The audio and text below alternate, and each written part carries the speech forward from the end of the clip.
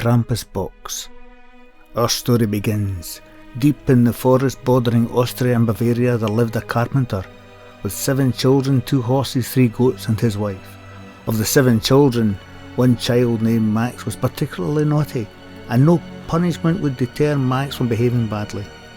He would repent for a day or two and then revert back to his mischievous ways, and increasingly worse than before. During a summer of terror he had tied the horses' tails together, set neighbours' orchards ablaze and slit all the grain bags in the village mill. Then as winter came and the days grew shorter, Max could not play outside and boredom set in. His pranks within the home became worse and his family were at a loss of what to do with him. Max hadn't always been terrible. He was once a content and well-behaved child, but then something changed. His little sister Tasha was born and Max was no longer the apple of his mother's eye, and so to seek attention he slowly transformed into the most vindictive child imaginable. This cry for attention had the opposite effect, and his mother started to ignore him. His older brothers and sisters also wanted nothing to do with this little monster.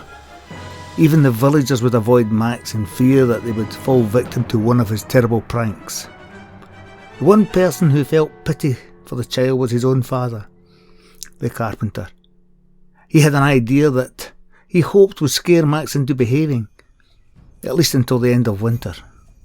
He built a small wooden trinket box, a Krampus Box.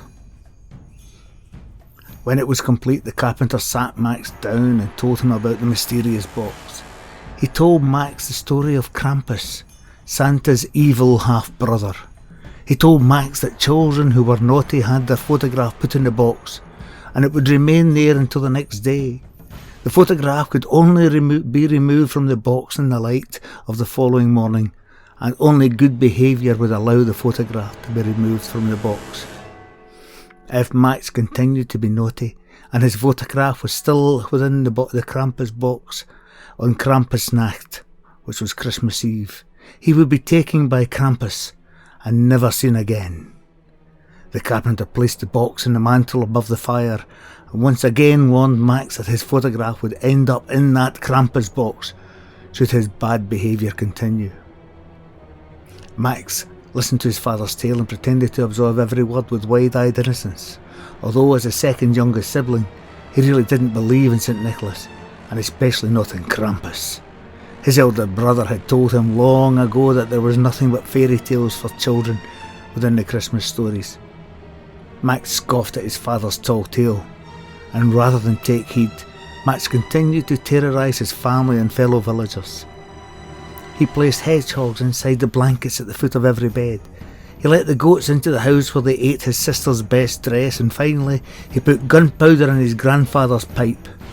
The blast nearly knocked him cold unconscious. On every occasion his photograph would be placed in the box, and every sunrise on the promise of good behaviour it would be taken out again. And so the battle continued until the big day finally arrived. The eve of St. Nicholas Day, Christmas Eve. The family were busy baking and cleaning and preparing for the celebrations ahead, and the carpenter was busy in the workshop finishing last-minute orders for customers, and everyone was involved in the festive preparations. Everyone, that was, except Max. There was only a few hours of sunlight left, and Max had been particularly naughty the previous day, and his photograph was still inside the Krampus box on the fireplace. In the festive hustle and bustle, nobody had remembered to remove Max's photograph from the box. In fact, nobody had even acknowledged Max was there. In an opportunistic moment, Max took it upon himself to remove his own photograph from the box. And in the Christmas chaos and calamity, nobody saw Max take the box, nor did they see him when he removed his photograph and replace it with that of his baby sister Tasha. And just to be certain, he glued it in place. Max knew that the Krampus did not exist. That's what he kept telling himself, but a constant nagging in his curious mind kept wondering, what if? True or not, either way, he was not prepared to be the one with his photograph in the box on Krampusnacht. So he did what any devious wretch would do, and he swapped that with Tasha's. his darling little sister who had stolen his mother's heart. Max closed the box with an evil glint in his eye and placed it back on the mantel. The sun set, the box strapped locked, and Max went to bed. By the time his father had returned from the workshop, it had long been dark and everyone, including Max, was safely tucked up in bed fast asleep. He remembered that Max had been naughty the day before, so he went to remove the photograph from the Krampas Box. But to his surprise, just as the tale had foretold that on Krampusnacht, Christmas Eve, the box would not open. It was firmly locked and no amount of prising and shaking would make it open. And just as he had told Max, if the box closed at sunset Christmas Eve, it would not open again until Christmas morning, St. Nicholas Day. Could the old wise tales be true? What if the Krampus really was coming for Max? Regardless of how naughty Max was, he loved his son, and he didn't want to risk the possible consequences. He hurriedly gathered the box, wrapped it in a cloth and hid it in his workshop under a pile of wood, well away from the house and Max. The night passed peacefully. In the morning St. Nicholas Day, sun streamed through the windows of the cottage. The carpenter and his wife sat by the fire and waited for the impending tide of excited children to come crashing down the stairs. One by one the children poured into the room, all of them, that was, except for Max and Tasha.